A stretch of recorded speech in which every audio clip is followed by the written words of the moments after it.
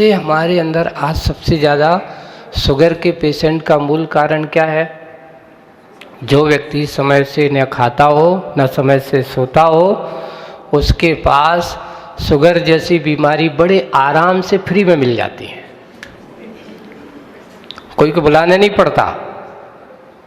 जिस व्यक्ति का सोने का टाइम टेबल उनको समय होगा, अगर बड़े से बड़ा शुगर पेशेंट भी होगा तो उसकी बीमारी आराम से ठीक हो जाती है। एक दो कारण, एक तो भोजन पानी का अनियमितता, शयन की अनियमितता, और तीसरा मानसिक रूप से ज़्यादा क्या करना, बहुत स्ट्रेस रखना, अरे अब ये हो जाना है, वो करना है, ये करना है। ऐसे व्यक्तियों की बीमारियों को तो फ्री में आराम से मिल जाती है, इनको बुलाना नहीं पड़ता। अब अपन सोचते कि नहीं अभी काम धंधे को समय है, और शरीर भी कहता मेरे भी तो काम धंधे को समय है। आप लोग क्या है, पैसा दिखता है, अपने आप को शरीर को मशीन समझने लगते हो, है ना। और शरीर भी कहता है कि भाई मेरी भी तो एक क्षमता है, कितनी करूँगा, कब तक करूँगा, कैसा करूँगा। आपको उसके अनुसार उसकी क्षमता को भी देख करके करना चाहिए। अगर हम शरीर को थोड़ा सा क्या बना करके चलें, समय के साथ ढाल करके, तो वो कहता है जी आदमी बहुत अच्छा है, कम से कम हमें समय से जितना, जब भोजन देना जब भोजन देता है, जब पानी देना जब पानी देता है, ऐसे एनी टाइम कुछ भी टाल दो। एक और है, आचार्य जी हम लोगों से कहते थे कि जो व्यक्ति अपने भोजन पानी का समय नहीं रखता, उसके लिए क्या होता है, जब मौका मिला तब तक खा दिया। अरे भाई, एक कहावत है, जैसे आटा चक्की होती ना, तो आटा चक्की को पीसते समय अगर आप एक साथ पूरा का पूरा उसमें छोड़ दो तो क्या होगा, जाम हो जाएगी। वो कहते हैं नहीं अब मैं नहीं पीस सकता, है ना। अगर आप धीरे धीरे उसको एक बार, उसके समय निश्चित है, जितने समय में अगर दोगे तो वो आराम से क्या करता, आपको पीस करके आपको दे देता। शरीर भी बिल्कुल चक्की की भांति, उन्होंने कहा कि एक बार अपन उसको उसके अनुसार देते, अब उसको काम करने के लिए थोड़ा तो आराम दो। अभी दिया कुछ था ही नहीं, आधा घंटा पौन घंटा हुआ नहीं, ऊपर से दूसरी चीज और पटक दी और डाल दी। अब वो उसका काम पूरा हो नहीं पाए, थोड़ा सा किया नहीं, एक घंटे बाद और पटक दिया, कितना चलेगा। वो भी तो कहता है भाई मेरा भी तो कुछ सीमा होना चाहिए, कितनी होना चाहिए। इसलिए अगर हमने कहा, आयुर्वेद कहता है एक भोजन के बीच में कम से कम 4 से 5 घंटे का अंतर होना चाहिए। कितना अंतर होना चाहिए? जैसे आपने 10-11 बजे भोजन किया, तो आपकी दूसरी बार भोजन अगर आप करना है तो कितने घंटा, 5 घंटा अगर आप ले लो।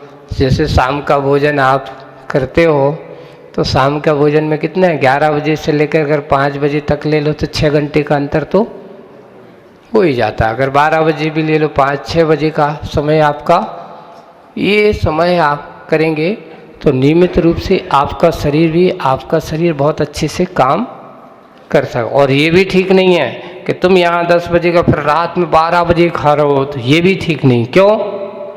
वो भी कहता है भाई मेरी पेट्रोल ख़त्म हो गया है। गाड़ी में जब पेट्रोल ख़त्म हो जाता तो क्या लेने लगती है, तो वो कहते भैया रिजर्व लगा दो, थोड़ा बहुत निकल आएगा, चालू तो हो जाएगी कहीं से, कहीं फंसा हो थोड़ा बहुत, तो रिजर्व में भी नहीं लगाना चाहिए। शरीर को क्या करना चाहिए, अच्छे आराम से चलाने की कोशिश करो। तो वही हुआ कि आहार पानी देने वाला, आहार को समय से करने वाला सही व सम्यक दृष्टि होता। तो यहाँ माता ने स्वप्न देखे, कितने देखे? 16 देखे। सबसे पहला स्वप्न देखा, जाकर के नाभि राज को उन्होंने बताया कि आज मैंने माता, आज रात्रि के अंतिम पहर में, कौन से पहर में, अंतिम पहर कौन सा था, मनोहारी पहर। और जैसे ही स्वप्न देखा, यानी तो महाराज जी आप कह रहे हो कि सब सो रहे होंगे जब तो उन्होंने स्वप्न देखे होंगे, तो भाई थोड़ा बहुत असर, यानी 3 बजे से लेकर के 6 बजे के बीच का अगर जो पहर है इसमें अगर स्वप्न आते हैं तो समझ लेना ये स्वप्न हमारे किससे हैं, कुछ ना कुछ। लेकिन उसमें भी जो फल वाले हों, अच्छे वाले हों तो अच्छे आएंगे, बुरे होंगे तो बुरे आएंगे। हाँ, तो आपको इतना तो पता है कि जब सोते हो कितने बजे सोए, और आप उठे तो कितने बजे उठे। घड़ी तो आज सबके घर पे है, तो पता चल जाता है कि हम कितना सोए। पहर का सोते समय मान लो आप 10 बजे सोए तो आपको पता है कि मैं द्वितीय पहर में सोया। जब आप सो करके मान लो 4 बजे 5 बजे उठे तो आप द्वितीय पहर के बाद तृतीय पहर में कम से कम, ये तो है इतना ही कर लो। अगर नहीं पूरा पहर में तुम 3:30 बजे नहीं उठ पाते हो तो मान लो कि कम से कम 1 घंटा बाद उस पहर में उठ तो जाओ। मनोहारी पहर, जिसमें कहा गया मन की सारी विकृतियों को दूर करना है तो मनोहारी पहर के वातावरण को देखने की कोशिश करिए। उस समय प्रकृति में ऐसा वातावरण रहता है, आप खुले में थोड़ा सा खड़े होकर के गहरी सांस, घर छोड़ करके, अगर आपके पास घर पे मान लो फ्लैट में भी है तो कोई प्रोच वगैरह हो, है ना, बालकनी हो, वहाँ खड़े हो करके पूर्व दिशा की ओर, अगर सूर्य दिखाई नहीं देता है, उस समय सूर्य तो नहीं आए, लेकिन पूर्व दिशा में मुख करके एक गहरी श्वास, ओमकार की ध्वनि, और ये अगर आप करते हो तो आपकी मन की टेंशन को दूर करने का काम, आधी दवाई आपको बीपी की दवाई की जरूरत नहीं पड़ेगी। ये बहुत बड़ा दिशा का ज्ञान भी आप कम मत समझ लेना। दिशा का प्रभाव और इन समय के कालों का प्रभाव, इन समय में हम बैठ कर के इन दिशाओं में इस काल में अगर ध्यान करते हैं तो ये समय हमारे लिए आंतरिक विशुद्धि के साथ साथ आंतरिक अनेक प्रकार की बीमारियों को भी दूर करने वाला होता है। ऐसी बीमारियों से अपने आप को दूर करने वाला होता है। इसलिए सबसे पहले हमें इन कालों के बारे में सोचा। चौथे पहर के अंतिम, यानी चौथे पहर के अंतिम उस पड़ाव में उन्होंने कितने स्वप्न देखे? 16। पहला स्वप्न था हाथी को देखना, गज श्वेत हाथी। तो उन्होंने लिखा है उसका फल अब नाभि राय के मुख से उनको सुनाया जा रहा है, क्योंकि नाभि राय भी अवधि ज्ञानी थे, ऐसा लिखा है इसमें। उनके पास भी अवध ज्ञान था, विशेष निमित्तिक ज्ञान के जानकार थे। उन्होंने प्रजाजन को भी सद्मार्ग पर लगाया, तो उनको उन्होंने उसका फल बताया। तो उन्होंने कहा तुमने ऐरावत हाथी देखा, लगता है कोई उत्तम नियम से आपके घर में कोई पुत्र का आगमन हुआ है। पुत्री का आगमन नहीं हुआ, किसका आगमन हुआ है? पहला। दूसरा स्वप्न देखा वृषभ, बोले कि यह लोक में सबसे ज्येष्ठ होगा। कैसा होगा? श्रेष्ठ होगा। वृषभ का दिखाई देना, यह लोक में सबका नायक बन करके जीवन जिएगा और सबको नेतृत्व करने वाला होगा, ऐसा। तीसरा सिंह का, ये सामान नहीं होगा, वीर होगा, अनंत बल को धारण करने वाला होगा। जैसे सिंह, जंगल में अनेक पशु पक्षी होते हैं, लेकिन उन सब में जो सिंह का जो महत्व है उसका एक अलग ही महत्व होता है। बोले सिंह के समान होगा, कि कभी पराधीन नहीं होता। फिर मालाओं का देखना, ये समीचीन धर्म के तीर्थों को चलाने वाला होगा। जैसे मालाएं के दोनों छोर जो होते ना, इसको धारण करिए, उसके अंदर भी विनम्रता और नम्रता और धर्म के भाव आ जाते हैं, विचार। इसलिए माला देख करके समीचीन धर्म और तीर्थ का प्रवर्तन करने वाला भी होगा। लक्ष्मी का देखना, बोले कि इसके जन्म के बाद इसका सुमेरु पर्वत पर जाकर के देवता लोग क्या करेंगे? इसका अभिषेक करेंगे। ऐसा अभिषेक का भागी भी बनेगा। फिर बाद में आया पूर्ण चंद्र। चंद्रमा जैसे आप रात्रि में देखते हो, और कितना भी गर्मी क्यों ना, अगर पूर्ण चंद्र दिख जाए तो आदमी को देखते समय आधी गर्मी तो वैसे ही दूर हो जाती है। बोले कि यही कि यह समस्त लोग को आनंद देने वाला होगा। कैसा होगा?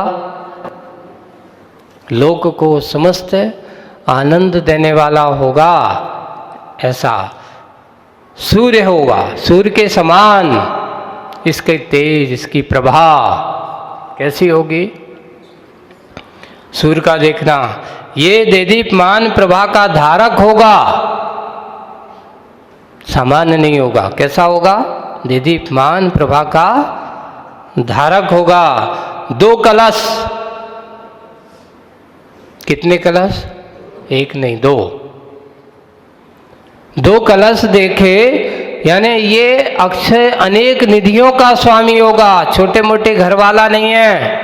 जब ये घर में आएगा तो यहाँ आते ही निधियाँ तो अपने आप क्या होंगी? बरसेंगी। अभी जब माता जैसे ही अभी आए, गर्भ में आया, वहाँ पर गर्भ में आते ही देवता गण आकर के रत्न वृष्टि भी करेंगे, है ना। तो ऐसे अनेक निधियों को प्राप्त करने वाला मछली का युगल देखा। 2 मछलियों को देखा। अभी वहीं बैठ जाओ, अभी है ना, थोड़ी देर। 2 मछलियों को देखा, 1 नहीं, कितने?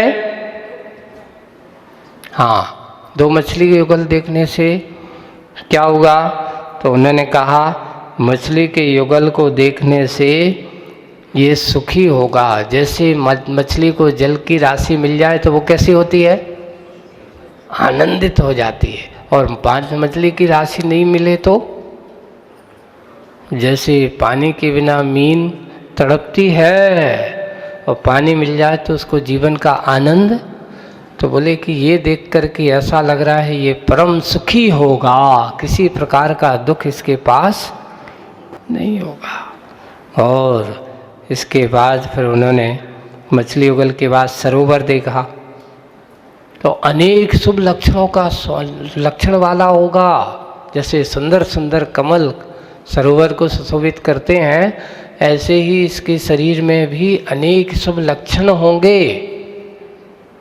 जैसे हमारे तीर्थंकरों के आप कभी हों तो उसमें भी अनेक अनेक शुभ लक्षण उनके शरीर में होते हैं।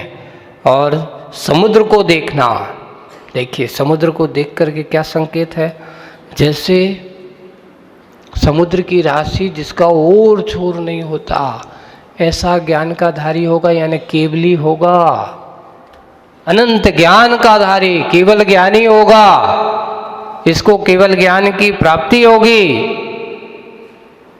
वाह, और केवल ज्ञानी होगा। और केवल ज्ञानी बनकर के समुद्र को देखना। सिंहासन जगत का गुरु होगा। कैसा होगा? सिंहासन पर बैठ कर के लोगों को उपदेश आदि के माध्यम से अनेक भव्य जीवों को कल्याण का मार्ग भी प्रशस्त करने वाला होगा। इसलिए सिंहासन से जगत का गुरु होकर के साम्राज्य को प्राप्त करेगा। और देवों का अभिमान देखना, यानी ये जो जीव आएगा तुम्हारे गर्भ में, ये कहीं और से नहीं आएगा, सीधा स्वर्ग से आने वाला है। और कहाँ से आए वो? सर्वार्थ सिद्धि विमान से आए हैं, तो स्वर्ग से आने वाला होगा। नागेंद्र का भवन देखना, अर्थात अवधि ज्ञानी रूपी लोचनों को साथ लेकर के आएगा, यानी जन्म से ये अवधि ज्ञानी होगा। नागेंद्र का भवन कहता है कि इसको जन्म से कौन सा 3 ज्ञान का धारी बनेगा? मति ज्ञान, श्रुत ज्ञान और अवधि ज्ञान का धारी होगा, ऐसा। और चक्र चमकती हुई रत्न राशि को दिखाई देना, यानी इसके पास गुणों की कोई कमी नहीं होगी, अनेक गुण वाला होगा। जैसे चमकती हुई रत्नों को, नाना प्रकार के रत्न होते तो उसको कितना अच्छा लगता, उसके गले की शोभा बढ़ जाती। तो यानी अनेक गुणों का धारी होगा और अंतिम निर्धूम अग्नि। इतना सब प्राप्त करने के बाद अपने समस्त आठों कर्मों को जलाने वाला होकर के सिद्धत्व को प्राप्त करने वाला होगा। ये 16 स्वप्न से उनके भविष्य का संकेत उनको मिल गया।